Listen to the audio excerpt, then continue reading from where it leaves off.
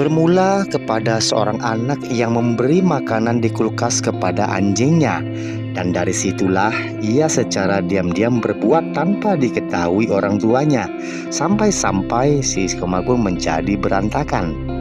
Nah, tepat di malam yang sama, pada akhirnya sang ibu mengetahui hal itu. Ia dimaki-maki dan dimarahi tanpa henti. Give it food? That's gonna cost you.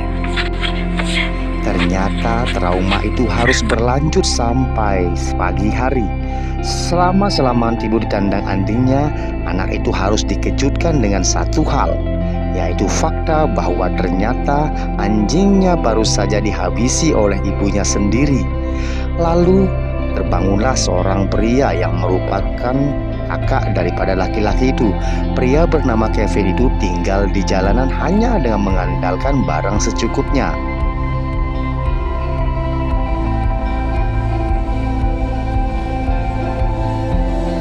Di sisi lain kita ditunjukkan juga kepada wanita bernama Sarah. Wanita yang selalu menghabisi hidupnya seorang diri, seketika berpindah-pindah dengan mobil kesayangannya. Sama seperti Kevin, Sarah tidak memiliki tempat tinggal tetap. Nah, di sini Kevin berharap ada orang yang mau menolongnya. Dan tak lama berjalan, ia fokus kepada sebuah rumah yang menampakkan kebahagiaan sebuah keluarga.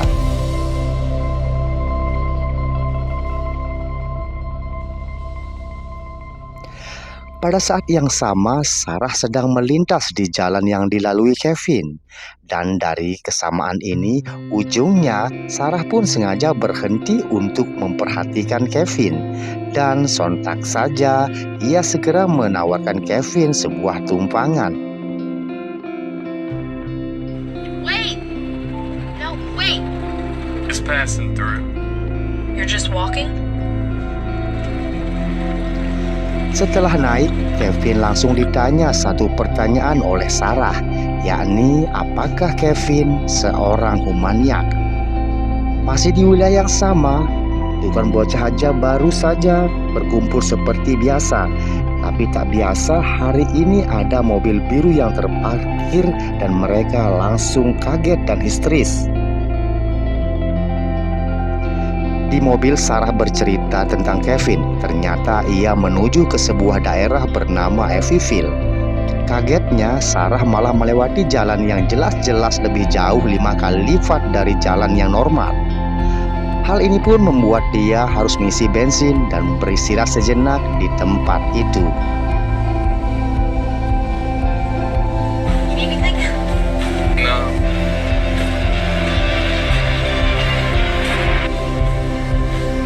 Hello?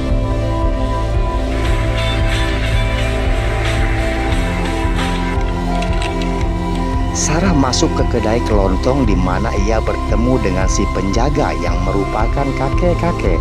Sedangkan di belakang kedai, Kevin tak sengaja melihat cucu dari kakek itu.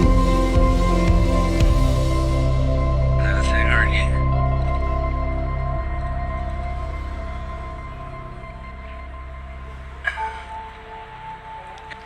Tak lama datanglah Seris ke tempat yang melakukan patroli harian seperti biasa. Ia pun memperhatikan Kevin sekaligus menegurnya karena telah meninggalkan form di saat mengisi bahan bakar. Ya, dari situ juga si Sheriff mulai ingat Faras Kevin. Sedangkan Sarah hanya bisa terdiam di dalam karena malas bertemu si Sheriff.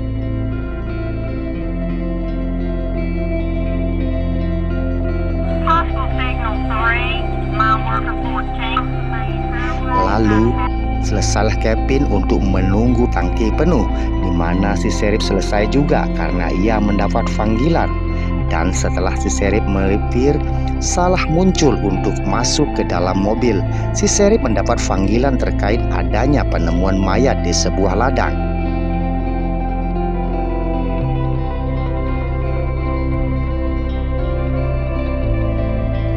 Di saat yang sama, secara tiba-tiba Sarah banting setir, di mana hal itu membuat mobilnya terprosok ke parit. Yang ternyata ada satu alasan. Ran yourself off. often. Ia sengaja menghindar karena ragu ada kura-kura kecil yang menyeberang. Di sisi lain, si Sheriff sudah tiba di TKP penemuan mayat. Bukan hanya satu saja, ternyata di sini ada 2 mayat, yakni ada 2 laki-laki dan perempuan. Si dokter memperkirakan kalau mereka baru saja tewas 24 jam yang lalu.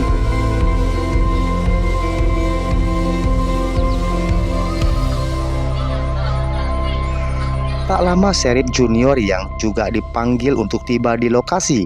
Tapi di sini Sheriff Junior itu tidak langsung pergi karena ia telah melihat sebuah mobil yang butuh bantuan. Kagetnya, kasus pembunuhan yang sama sudah terjadi 15 kali selama 15 hari berturut-turut. Si dokter sampai kewalahan karena kurangnya petugas untuk melakukan otopsi. Di situasi yang berbeda, mobil Sarah lah yang dilihat oleh Sheriff Junior. Hal ini terjadi karena sebuah kura-kura, itu kata Kevin. It's a little stuck. Do you think you could help pull us out? Hold that. Where would you tie it off to? Selesai ditarik, Sarah pun ditanya kemana ia akan pergi. Dan disinilah Sarah menjawab bahwa ia akan pergi ke kota Buxton. Jelas jawaban ini sudah bohong dari jawaban asli, yaitu kota Evansville. Di mobil, Kevin juga bingung kenapa Sarah berbohong. Namun Sarah marah cuek saja dan ia tertarik dengan satu restoran, di mana ujungnya dia memutuskan untuk makan sebentar di tempat itu. Di waktu yang sama, si Sheriff Junior mendapat panggilan untuk datang ke pom bensin. Pom bensin yang sebelumnya didatangi Sarah dan juga Kevin. Dan betapa terkejutnya ia setelah mendapati fakta bahwa baru saja terjadi pembunuhan di tempat ini.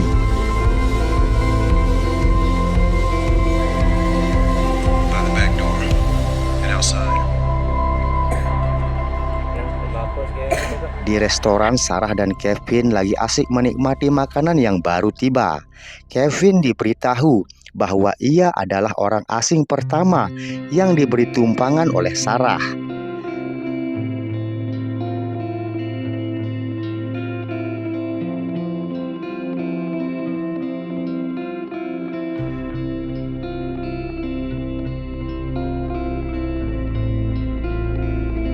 Sontak Sheriff Junior kaget karena ia baru saja membantu mobil merah itu. Dan dari sini ia berkata bahwa mobil itu berisi 2 orang, yakni pria serta wanita. Di restoran, seorang chef melihat Sarah dengan Fanti walaupun disadari oleh Sarah, yang sontak saja Sarah segera minggat dan mencari tahu apa yang dimau oleh chef itu. Di saat yang sama, si pelayan sedang sibuk menonton TV. Di sini juga ia nggak sadar bahwa chefnya sedang berduduk saja. Si pelayan tak pernah membayangkan kejadian ini. Melihat Sarah nggak balik-balik, Kevin turut tertarik untuk bergerak. Dan Kevin membawa sajam dan sudah siap untuk mengeksekusi sang pelayan.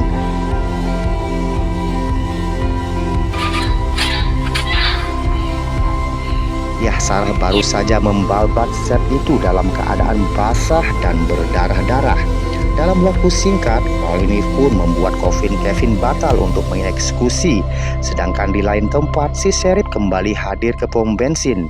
Ia benar-benar tercengang karena memang pola pembunuhan yang sama dan sangat mirip, yakni luka sayat di bagian leher. Sebelum tahu dilakukan ini oleh siapa, tetapi eksekusinya benar-benar sama.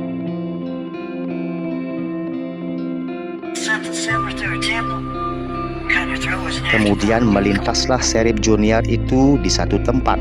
Ya, ternyata itu adalah tempat yang dihadiri tadi oleh Sarah dan Kevin. Jelas tak butuh waktu lama, ia pun segera melihat keberadaan mobilnya Sarah. Otomatis sirine langsung dijalankan dan Sarah bersama Kevin segera diikuti dari belakang.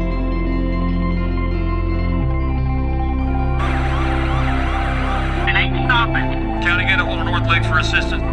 What are you worried about? I'm the one driving. Namun Sarah tak berhenti untuk menambah kecepatan mobilnya. Hal ini pun membuat Sheriff Junior semakin curiga. Sudah sempat ditolong kok malah kabur.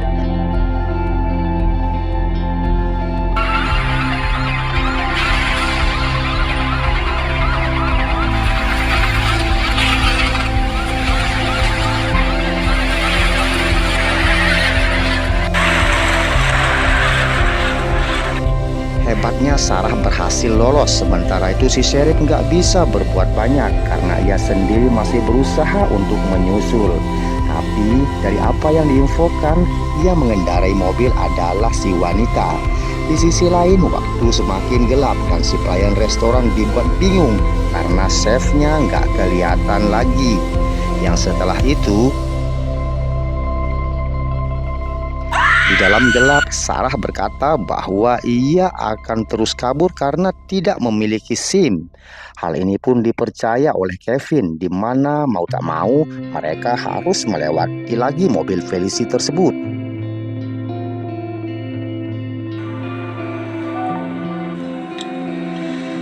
Tapi setelah itu, tiba-tiba saja mobilnya Sarah mulai oleng. Yang ternyata sedang terjadi kendala di kursi pengemudi, yakni Kevin yang awalnya diam, kini sengaja menodong Sarah. Nah, dari sini terbongkar sudah bahwa Sarah bukanlah gadis biasa. Ia besar dalam kondisi dilecehkan dan dipakai oleh ayahnya sendiri. Awalnya memang sempat ada ketidaktahuan di antara Kevin dan Sarah. Sarah nggak tahu bahwa ia sedang memberi tumpangan kepada begal, dan Kevin sendiri nggak tahu bahwa ia sedang ditumpangi oleh pembunuh. Uniknya, selama ketidaktahuan itu mereka saling beraksi tanpa saling sadar. Sarah lebih fokus menumpas dendam kepada lelaki, sedangkan Kevin kepada perempuan karena sakit hati dengan ibunya. Namun ujungnya Kevin harus sadar duluan karena ia curiga dengan Sarah yang berbohong tentang tujuan dan terus kabur dari polisi.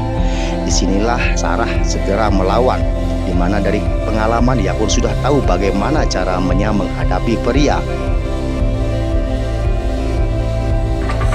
Dan tak lama dari itu, Sarah sadar ada sebuah mobil yang datang, di mana ternyata itu adalah mobil si Sheriff.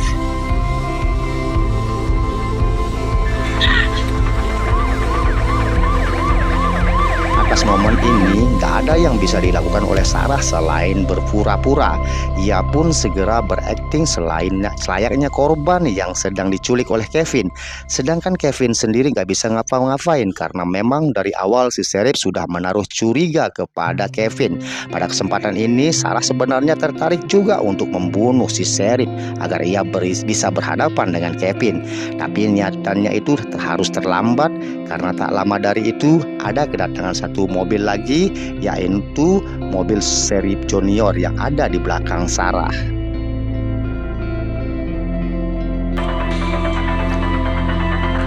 Business to talk about. Well. Segera Kevin dibawa ke tiap TKP untuk ditanyakan terkait perbuatannya, sedangkan Sarah akan dibawa ke kantor untuk diamankan dan ditanya. Setelah dipisah, kita pun dibuat sadar bahwa nggak ada siapa-siapa lagi di kantor Sheriff. Hanya ada Sheriff Junior dan Sarah, di mana sekejap celana Sarah dirobek demi mengobati luka-lukanya. Awalnya niatnya positif, tapi ujung-ujungnya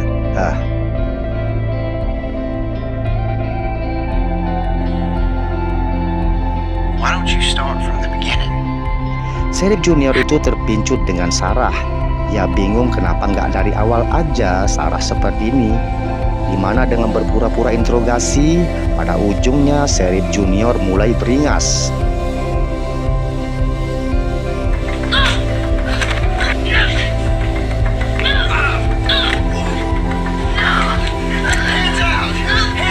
Sekilas ada adegan menunjukkan kenangan masa lalu Sarah ketika ayahnya dan seluruh kerabat-kerabatnya memakai ia secara gratis.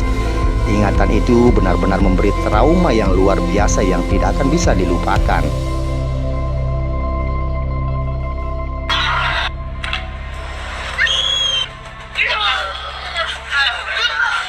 Di depan si Sheriff barulah pulang dari TKP dan saat itulah Sarah telah berhasil membunuh Sheriff Junior. Tentu Sarah masih belum puas karena masih ada beberapa PR yang belum diselesaikan. Di saat yang sama juga Kevin baru aja menyadari bahwa Sarah semakin berbahaya. Sayangnya hal ini gak disadari oleh Sheriff Junior dan Sheriff Senior. Seusai memberi tembakan kepada Sheriff, Sarah langsung terdiam.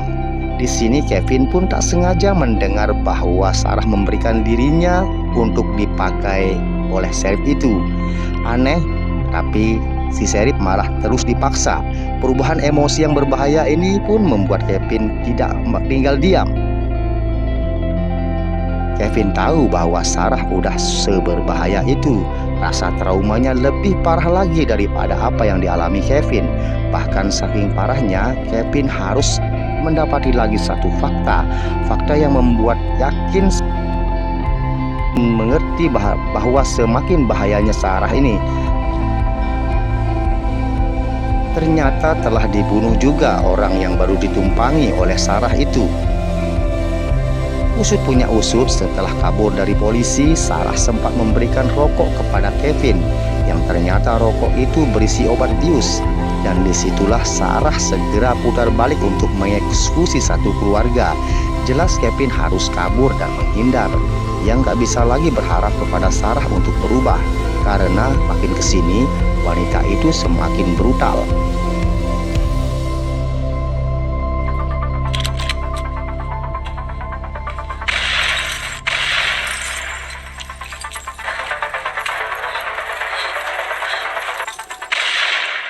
My road, my car. Berhasil kabur, Kevin pun terus melaju kecepatannya, sedangkan Sarah membawa mobil Sheriff. Miris akibat tembakan, mobil merah yang Kevin bawa harus mengalami bocor di sekitar tangkinya.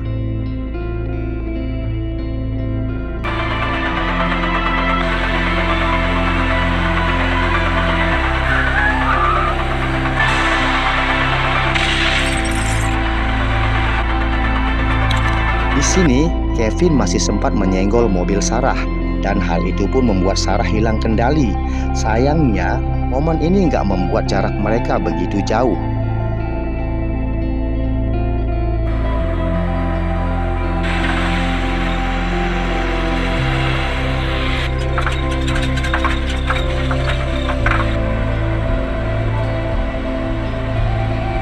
Nah, setelah jarak sedekat ini, Kevin langsung memanfaatkan situasi. Sedangkan jasad satu keluarga telah ia keluarkan lebih dulu. Hal ini pun gak diketahui oleh Sarah, yang berujung Sarah yang terpental dari senjatanya membuat Kevin berani menjadi fight. Namun mengendalikan trauma, Sarah ternyata bukanlah gadis sembarangan.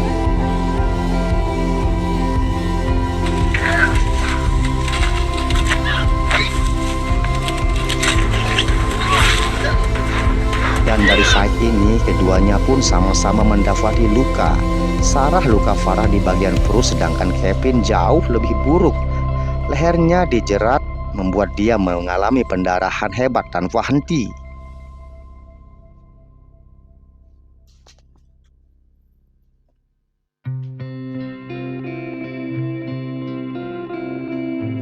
Singkat waktu, 3 bulan sudah berlalu. Berita pun menyiarkan bahwa Kevin sudah mati terbunuh. Tetapi ada seorang perempuan yang bisa meloloskan diri dan sampai saat ini belum bisa ditemukan. Siapa dia? Tiada lain dan tiada bukan kalau bukan Sarah. Terima kasih atas segala perhatian teman-teman. Mudah-mudahan alur cerita ini bisa bermanfaat dan dapat menghibur. Terima kasih. Assalamualaikum warahmatullahi wabarakatuh.